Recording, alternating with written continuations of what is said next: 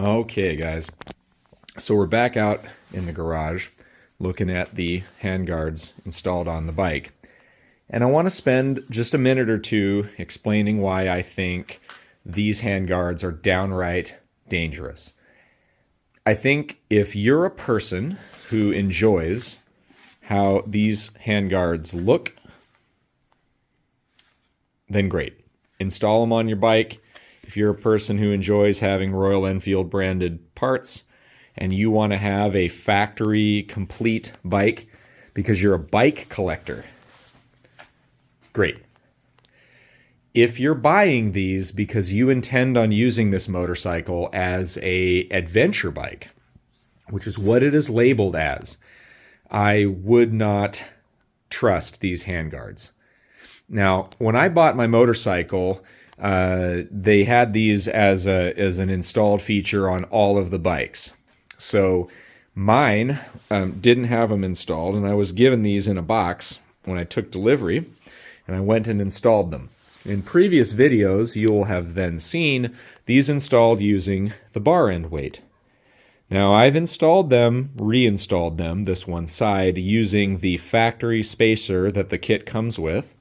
And the reason why was because the demonstration I'm about to do, somebody might say, well, you use the bar end weight, and that doesn't grip it right. So that's why you get the result that you get. And so I've installed this exactly correctly, right? The bolt has been torqued to spec. And just to double check, in fact, I'll even over torque it here. I'll prove it that this thing is not at all loose. Okay, let's get in here. I'm gonna really torque this thing.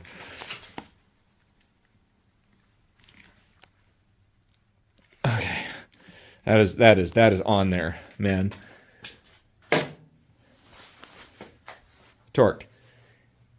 You are riding on a trail. So let me give you a scenario here. You're riding on a trail, edge of the trail, and you bump into some brushes. No problem. Big, wide contact area, strong steel band. This is good. Hands are going to be well protected. If you get a big branch or something snaked in here, you got a real big problem because it's going to yank you into the ditch. That's another issue with these handguards. But if you don't have that happen, I think you're probably fine. Now, let's say you crash. The bike's going to low side. You're falling over to the side.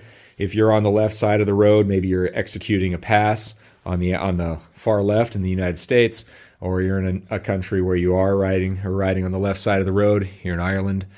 Maybe you're on the right side of the road in the U.S. and you know you're doing an inside lane pass, or you're just on the edge, right? You're not in the center of the trail, and you go down. There's a log on the side of the trail. There's a rock, something. Or maybe you just go down in the middle of the trail and there's stuff protruding. There's rocks, there's branches, things that you might have to deal with. And this bike goes down, it is very possible, I don't want to say likely, but possible, that you're going to not take a direct hit right exactly on this steel thing. I'm not even going to get started about how kind of dumb it is to have this bolted on from the back. So the strength of those bolts are the only thing holding on this shield. But this band, you're probably going to get a glancing blow this way as the bike falls down on its side, or even a direct hit this way. So what I'm going to do is I'm definitely not going to be able to hit this thing as hard as it would be in a crash. You're going to involve a 400-pound motorcycle, 160, 170-pound rider, okay, maybe more, maybe a little bit bigger of a rider, gear, camping stuff. You got a lot of weight on this thing. All I'm going to use is a little rubber mallet. And it's kind of hard to hold the phone and do this, but we're just going to give it a good whack or two here. Okay, let's see if I can do just one. And we're just going to give it a really good whack. You ready? We're just going to...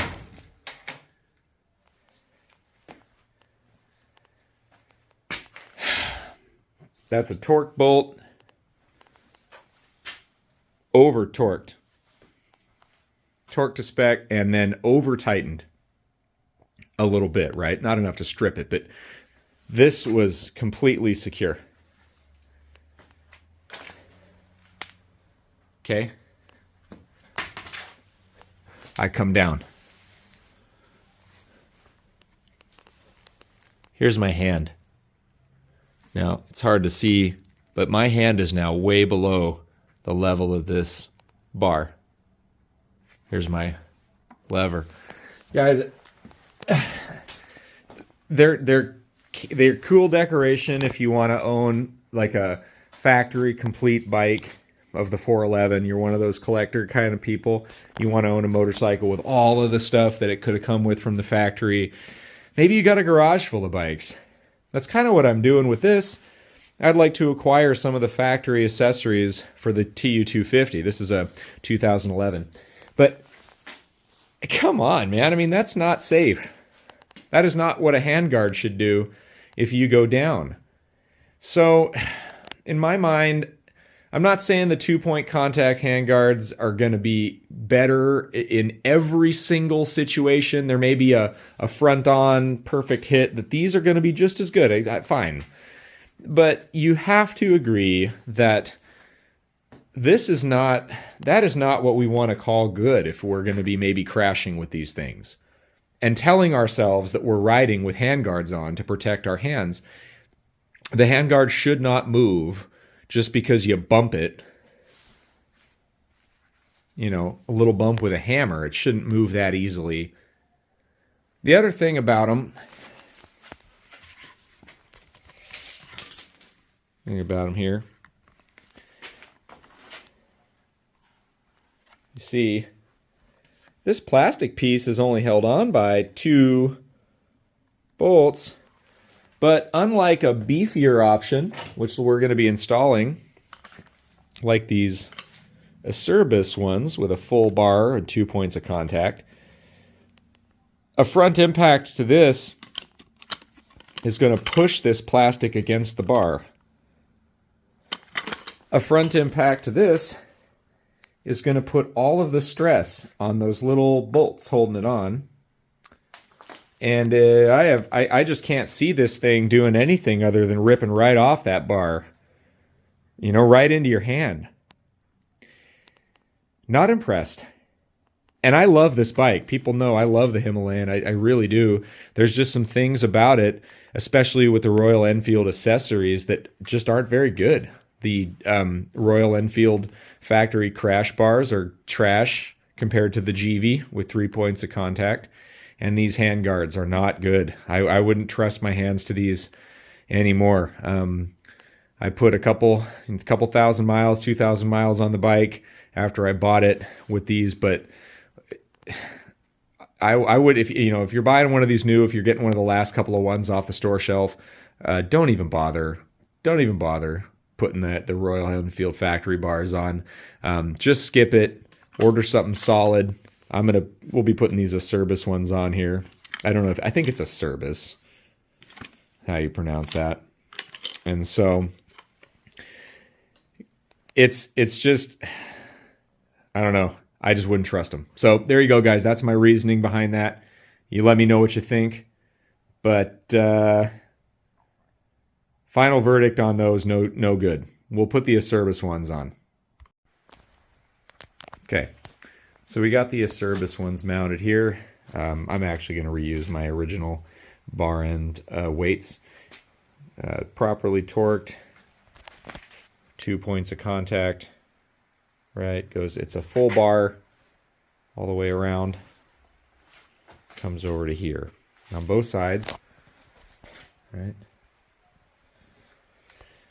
My point in all of this, oh yeah, and the outside bolts, so that an impact here pushes the whole plastic part here against the bar rather than pushing it away from the bar and stressing just one little location. Any impact is fully spread across the plastic. Is this thing going to withstand every hit, every drop? Probably not.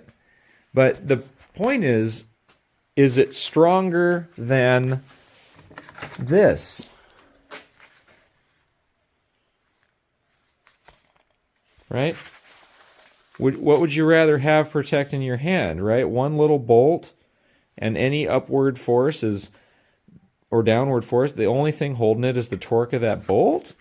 Or do we want torque on the bolt, connection to a vice grip on this side?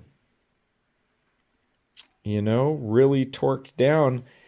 I mean, I don't know. If I have to be in a crash, I'm going to go with something like this. Aside of, you know, having it welded onto the handlebars and having it, you know, be literally immovable without bending the bar, I'm going to go with this 100% of the time.